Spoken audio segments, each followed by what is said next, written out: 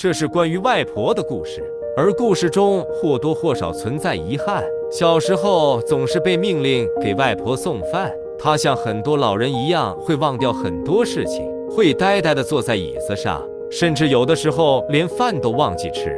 那时去送饭，总觉得饭耽误了玩的时间，因为外婆腿脚不便，还要帮忙各种事情。后来给外婆做了一个轮椅，这样就可以到院子里晒太阳。轮椅里面还可以装东西，像一个小推车，而外婆的东西就放在里面。那时为了买玻璃球，偷摸拿了外婆的积蓄，可不知道什么时候开始，看着外婆布满皱纹的脸，残缺的牙齿缓慢的咀嚼，眼泪像珍珠一样掉了下来。一场寒冬带走了温暖，也带走了外婆，而铁皮轮椅里还残留着外婆的东西。